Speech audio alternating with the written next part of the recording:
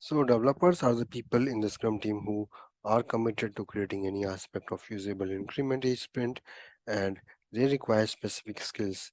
So the specific skill needed by developers are often broad and they will vary based on the kind of domain which they have. So the next important role is your Scrum Master. Scrum Master, they are the true leaders who serve the team, who serve the Scrum team and the organization at large.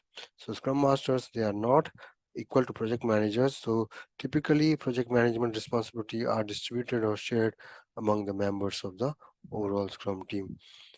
So as we say, the term servant leadership has now no longer be associated with Scrum Master, but then that was a term which was initially used earlier by the by Scrum Guide for describing the Scrum Master roles. So he is considered as one of the leader who is aimed at serving the Scrum. So he is responsible for or he's accountable for establishing Scrum as per the defined processes or guidelines in the Scrum Guide. So he helps everyone to understand the Scrum theory and practices, and he is also responsible for ensuring propagation of Scrum within the Scrum team and within the organization at large. So he is also accountable for Scrum team's effectiveness by enabling the team to improve the overall practices within the teams and ensures the Scrum practices are being followed. So in a nutshell, it's the entire team's responsibility and it's the entire team who is accountable for creating a valuable, usable increment during each sprint.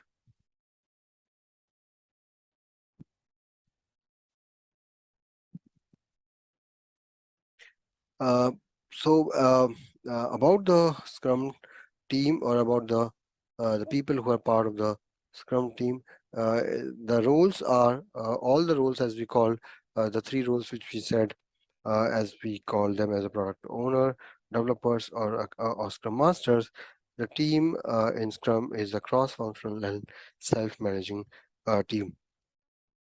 So the Scrum teams are cross-functional, which means that members have all the right skills needed to create the value during each sprint by completing the chosen product backlog items and producing a increment that contribute to achieving the overall product goal. So they are self managing as well. So which means that they are internally deciding who does what, when, and how without direction from any other people who are outside the team. So they are structured and empowered by the organization to manage their work by themselves. So cross-functional team can generally be described as a group or team of people who have specific functional skills and expertise that basically works together on a common goal. So taking this to the next step is a Scrum.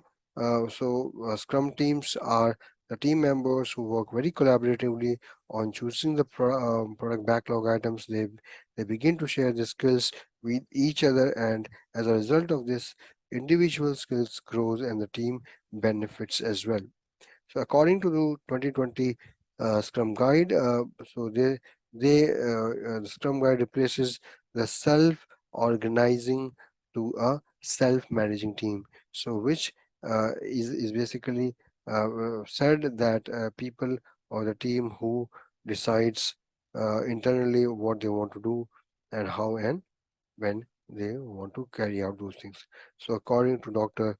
Sutherland, the term self organizing has been misconstrued as the developers being able to whatever they want, right? So, without interference or guidance from other. So, rather, developers will be influenced and guided by the product owner, by the scrum master, and the stakeholders and the customers, as well as the overall strategy, goals, norms, and the values of the organization. So self-managing basically is a right term which describes the focus on the focus of the team. So as mentioned by Ken Schauber and Jeff Sutherland under the Scrum Guide, these are the two important traits of a Scrum team, being a cross-functional and a self-managing team.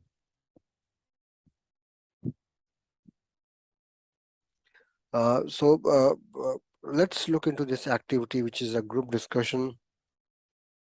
So talking about the self-managing team, uh, so uh, so what would you consider be the necessary traits of the individual who do well on a self-managed team? So if you look at the people, if you look at the individuals who are working well in a self-managed team, these are the people who are having these kind of traits. So these traits are, say, they are self-driven people, they are self-motivated set of individuals. So the Scrum team members, they are the goal setters. So they are the people who basically have good communication skills, overall good communication skills, and the Scrum team members who are part of the self-managed team should be collaborative in nature. They should have been great team players. Also, they need to be good at managing the overall time. So they should be having a great time management skills. They must be trustworthy and certainly should not be afraid to make or take any decisions. The self-awareness part is the most important and key trait for the self-managed team members. So these are the few traits of the self-managed team: being a self-driven, self-motivated, goal setter, good communication skills, good at time management, trustworthy, and self-awareness, and not able to or not be afraid of making any decisions. So these are few of the many traits. So you can always think of other traits as well, but then this is what we can think and discuss at this point in time.